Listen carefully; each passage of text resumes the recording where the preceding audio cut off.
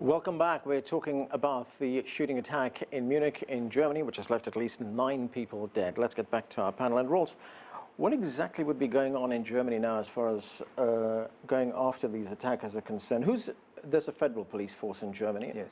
Would they be involved in this? They would be involved. They are very much involved. Actually, we have one crack unit, the GSG-9. It's a counterterrorism unit from the federal police. They have been brought in just hours after the attacks happened. And they are coordinating with the local police and the state police as well. They're all working together. What kind of cooperation is there between a federal force and a local police force in Germany? Because in some countries, you know, there is kind of a turf war going on. Well, they do have curfews, and they want to make sure that everybody has got its own stake. But in a situation like that, I'm pretty confident that they are cooperating. Ansgar, you mentioned earlier on that there is this widespread perception that there are a lot of terrorists who infiltrate into Europe from Syria. You know, they come as part of refugees. The Europol, the European Law Enforcement Agency, plays down on that. They say they haven't found much evidence that that is the case. Yet, I mean, that persists. There is a belief that that does happen. Could we see Germany cut back on the number of refugees it takes because of that? Because public opinion would say, we don't want to take that many refugees if they pose a danger to us. Oh, I think this process started already a month ago. In March, we had this agreement between European Union and Turkey to close the border of the so-called Balkan route to stop this way to Europe. And so the increase, the pouring in was diminished drastically. Last year, I think there were about 1.2 or 1.5 million refugees coming to Germany. This year, I think up to now, it's about 220,000 or 230,000 people migrating to Germany. So it's less than last year, but it's still a big number. And last year, we had this famous speak of Angela Merkel, our chancellor, who said, we can make it, refugees welcome, and that created this welcome refugee culture in Germany. And it was in the very same city, Munich, where 1 year ago we had on any given weekend up to 20,000 refugees coming in, and people, ordinary citizens, were cheering them and were offering food and shelter and so on.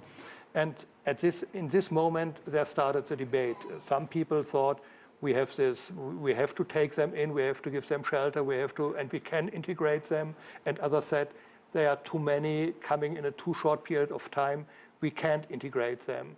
And I think that was a point when Angela Merkel, who was very popular and is still popular today, but for a part of Germany fell out of love with her. And same happened to Europe. Our European countries weren't very amused about this solo action of Angela Merkel, who said, we have to help them, we have this obligation. And then we started these negotiations with Turkey. And I think the atmosphere 1 year ago and today is totally different. So clearly the hospitality is drying up. Sure, yeah. Rebecca, I mean, refugees coming into Europe from Syria or from Iraq, I mean, that's one thing. What about people referred to as returning jihadis? You know, these are Europeans, young people who go to Syria, who go to Iraq, spend some time there, with ISIL, and then come back. Yeah. How great a danger do they pose? Is it a bigger danger? Well, not numerically. Yeah. Certainly, there's not that many returning jihadis. We don't know precisely how many there are, of course.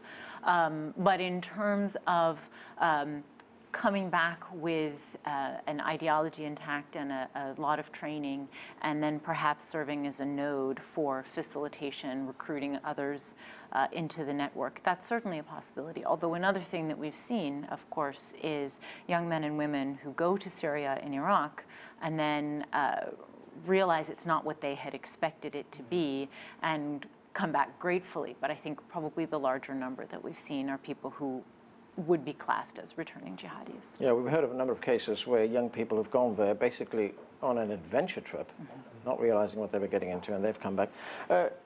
Joav, we were talking about the age of the lone attacker or very small groups. How does Europe counter that? And of course, the other problem that mitigates against Europe getting full control of this is the fact that it has open borders, isn't it? That you can move. You can actually move. Once you set into the most parts of Europe, the Schengen Accord, namely you arrive in Athens, Greece, or Lisbon, Portugal, or Berlin, Germany, or Paris, France, then you can theoretically, at least, because things have changed a little bit over the last period, you can move all over the place from the southern Mediterranean all the way to the northern pole within the Schengen zone with no border control, with no customs, with nobody actually. Now, once again, things have changed over the last year, 18 months in this sense, and you do have controls through a way and legislative and practical way which diverts the strict Schengen implications. But I think that politically also these things, behind the police level and the intelligence gathering and intelligence operations and counterterrorism, politically in terms of impact on society, on the way people think and behave and go about their daily lives, this is a very powerful thing. The idea that people may enter from, let them be from Afghanistan or from Syria or from Libya or from elsewhere, and then move, or even people who had been radicalized on European soil, this so-called homegrown terrorism, could move. We saw how effective and how deadly that was in the cases of 2 attacks in Brussels and Paris, in which crossing borders play a major role in the success, so to speak, of the deadly operations. So if you just multiply that north and south, east and west, you can see what kind of deadly impact it might have on heads and thoughts and mentality. And Rebecca, didn't we have a case in Paris where the identities of these perpetrators of these acts were known in one country but not in the other? And of course that just goes to what Joav was saying, that once they've crossed, they're in another country. Yes, and it was a cross-border terror attack. I mean, they drove in from Brussels to Paris for the Bataclan attack. Their point of origin was Brussels. That is true. And the internal open borders in the Schengen zone do create some complications when you're talking about movement of terrorists. Although, again, I feel like just need to be clear that when we're talking about terrorists who've committed these attacks, generally speaking, they are not people who came in as refugees. They're people who were either immigrants from well before the refugee crisis, or people who were born in Europe, raised in Europe, the children of immigrants. And that makes it even more complicated, since otherwise you could look for people who came within the last 12 or 20 months and make a surveillance whether they have any links to terroristic or Islamic organizations. But you have, on the other side, those people born and raised in European countries, and they radicalize them kind of themselves, and that's totally complicated to get them. And I think in the end, it doesn't make a big difference whether they are sent by ISIS or just inspired by ISIS. Like this guy in Nice, he was inspired by ISIS. That's right. This guy in Würzburg in Germany last week, who claimed, when he came to Germany, he claimed to be from Afghanistan, but now we think, our law enforcement thinks, he was from Pakistan, and he was older than he claimed to be. He said he's 17, but he was maybe 20 or older, and he radicalized himself, and that's it's totally complicated to get track to those guys. Rolls, the United States has adopted what are seen as some very controversial policies in terms of how it counters the terrorist threat here. There is surveillance by domestic agencies, by the NSA, etc. Would you see something like that in Germany? Well, I see at least a discussion coming up, especially in the light of these recent attacks. But you do have to understand that we do have a history of a surveillance state in Eastern Germany, and that's not so long ago. We know where it can go to, and we know where we don't want it to lead. So the German populace still is very, well, skeptical and resistant. And if you talk about Edward Snowden, most people in Germany probably think he's a hero.